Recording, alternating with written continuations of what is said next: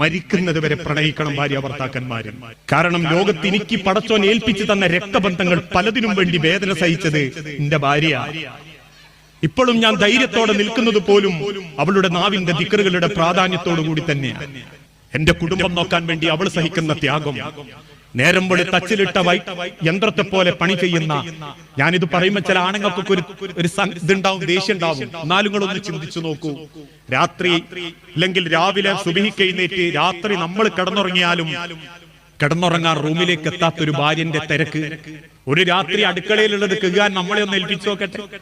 അതോടെ മനസ്സിലാകും എത്രത്തോളം ദുരിതം ഒരു പെണ്ണ് അനുഭവിക്കുന്നുണ്ട്. അപ്പൊ അതിനൊക്കെ അവൾക്കൊരു സന്തോഷം കിട്ടുന്നത് കൂലി കൊടുത്തിട്ടല്ല, ഒരു നല്ല വാക്ക് പറയുമ്പോഴാണ്. പല ഭാര്യമാരെയും പരാതി എന്താ? ഒന്നും വേണ്ട ഉസ്താദേ, ഒരു പരിഗണന കിട്ടിയാൽ മതിയായിരുന്നു. ഒന്നുമില്ല, ഞാൻ പറയുന്ന ഒന്ന് കേട്ടാ മതിയായിരുന്നു. ഓള് പറയും എനിക്ക് കഷ്ടപ്പാടാണ്, ഇങ്ങനെ പണിയുണ്ട്, നിങ്ങളെന്താ മനസ്സിലാക്കാത്തത്? അയാൾ തിരിച്ചു പറയും എനക്ക് മാത്രമേ പണിയുള്ളൂ, എനിക്ക് പണിയില്ല. അതോടുകൂടി കേൾക്കുന്ന പെണ്ണിന്റെ മനസ്സ് മുറിയാ. എന്നാ അതേ സ്ഥാനത്ത് സാരല്ലടി, എന്നെ കൊണ്ടാവുന്നത് പോലെ ഞാനും ഉണ്ട് എന്റെ കൂടെ നീ കരുതിയാ മതി. ഒരു കുടുംബം നമ്മളില്ലെങ്കിൽ ഓള് കൊണ്ടുനടക്കും. അതുകൊണ്ട് 6 കൊല്ലം മാത്രം ഭർത്താവിന്റെ കൂടെ ജീവിച്ചൊരു പെണ്ണ്, ഭർത്താവ് ഖത്തറിൽ കിടന്ന് മരിച്ചുപോയി. മയ്യത്ത് പോലും ആ ഭാര്യ കണ്ടിട്ടില്ല. 24 കൊല്ലം മുൻപ് ഒന്നുമില്ലാത്ത ആ കുടുംബത്തെ പറക്കമുറ്റാത്ത 3 മക്കളെയും കൂട്ടിയിട്ട് ആ ഉമ്മ ജീവിക്കാൻ തുടങ്ങി. 3ാമത്തെ മോളെയും കഴിഞ്ഞ 2 മാസങ്ങൾക്ക് മുൻപ് കെട്ടിച്ചു വിട്ടപ്പം നാട്ടുകാർ ചോദിച്ചു, ലൈക എനക്കെവിടുന്ന് കിട്ടി ഇത്രക്ക് ധൈര്യം?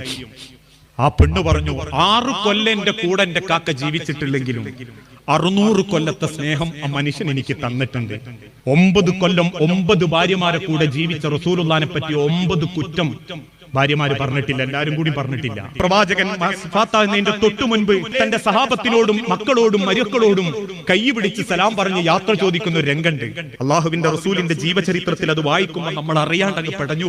മരിക്കുന്ന അന്ന് നേരം വെളുത്തിട്ട് വിളിക്കുക.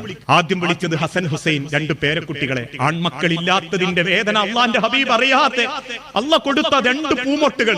ആ 2 മക്കൾ റസൂൽ ഇങ്ങനെ കൈ പിടിച്ചിട്ട് ഉമ്മ കൊടുത്തിട്ട് അവരെ യാത്ര ചോദിക്കും. പിന്നെ പ്രവാചകൻ ആയിഷാ ബീവിന്റെ മടി കടന്നിട്ട് ഭാര്യമാരോട് ഇങ്ങനെ സമ്മതം ചോദിക്കുന്നുണ്ട്. ഓരോ ഭാര്യയും അടുത്ത് വന്നിട്ട് റസൂലുള്ളാഹിന്റെ കൈ പിടിച്ച് അള്ളാഹുവിന്റെ പ്രവാചകന്റെ നെറ്റിയിൽ ഒരു ഉമ്മ കൊടുത്തിട്ട് പറയും, റസൂലേ ഒരൊറ്റ വസിയത്തുണ്ട്. ഞാൻ എന്തെങ്കിലും അനീതി കാണിച്ചോ? ഞാൻ നീതിമാനല്ലായിരുന്നു, ഞാൻ നിങ്ങളോട് നീതി കാണിച്ചിട്ടില്ലേ? എല്ലാവരും ഒരേ സ്വരത്തിൽ പറഞ്ഞു, റബ്ബേ നീ സാക്ഷി. അള്ളാഹുവിന്റെ പ്രവാചകൻ ഞങ്ങളോട് ഒരു അനാദരവും കാണിച്ചിട്ടില്ല, ഞങ്ങളെ ബഹുമാനിച്ചിട്ടുണ്ട്, ഞങ്ങളെ ആദരിച്ചിട്ടുണ്ട്, ഒരു ഉമ്മയെ പോലെ പരിഗണിച്ചിട്ടുണ്ട്. അതുകൊണ്ട് റബ്ബേ അടുത്ത ജന്മത്തിനും ഹബീബിന്റെ മണവാട്ടിയാക്കണേ റബ്ബേ.